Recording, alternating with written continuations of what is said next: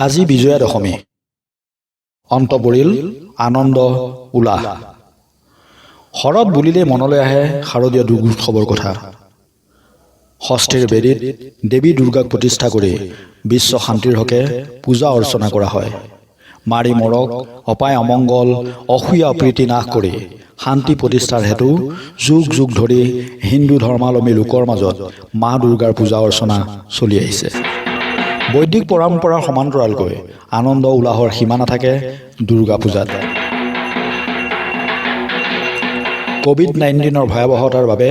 শাৰদীয় দুৰ্গোৎসৱ আয়োজনত প্ৰশাসনে ব্যাপক নীতি নিৰ্দেশনা জাৰি কৰাৰ ফলত এইবেলি দুৰ্গা পূজা উদযাপনত ব্যাপক ৰদবদল দেখা গ'ল সীমিত সংখ্যক ভক্তৰ উপস্থিতিত বৈদিক কৰ্ম সমাপন কৰিবলৈ দিয়াৰ ফলত বহু ঠাইত ষষ্ঠীৰ বেদীত দেৱী দুৰ্গাৰ পৰিৱৰ্তে ঘট পূজাৰে পূজা সমাপন হয় বহু ঠাইত কোভিড প্ৰটকল উলংঘা কৰি পূজাৰ ৰং ৰহস্য ঠিকেই পালন কৰা হ'ল ভূতৰ ওপৰত দানহ পৰা দি এইবেলি পূজাৰ আনন্দ ম্লান কৰিলে নেৰানেপেৰা বৰষুণ জাকে অসমৰ বহুকেইখন পূজা মণ্ডপৰ পৰা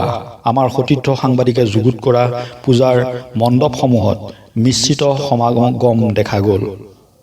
আমাৰ গোলাঘাটৰ উষাগৰঙ্গা হয় আৰু এয়া সকলোৱে দেখিছে মাস্ক পৰিধান কৰি আছে আৰু চেনিটাইজ সকলোৱে লগাই থকা হৈছে আপুনি কিবা ক'ব নেকি মই ক'বলৈ একো নাই আমি যিটো চৰকাৰৰ নীতি নিয়ম আছে আৰু চব প্ৰশাসনৰ নীতি নিয়মতে আমাক পূজা কমিটি আৰু গাঁওৰক্ষী বাহিনীক যি উপদেশ দিছে সেই উপদেশ আমি বচাই ৰাখি আমি ছ'চিয়েল ডিষ্টেন্স মানি আমি পূজা ভাগ পাতিছোঁ আৰু ইয়াত আমি সমাগম হ'বলৈ আমি দিয়া নাই আৰু আমি নিজেও বাচিব লাগিব আৰু আনকো বচাব লাগিব আৰু ক'বলগীয়া একো নাই ইয়াকে কৈ ধন্যবাদ ক'ৰবাত যদি দলডুব হেণ্ডলডুব দৰ্শনাৰ্থী ক'ৰবাত আকৌ সেৰেঙা উপস্থিতি এনেদৰে কোভিড প্ৰটকলৰ নীতি নিৰ্দেশনাৰ মাজেৰে অন্ত পৰে শাৰদীয় দুৰ্গোৎসৱ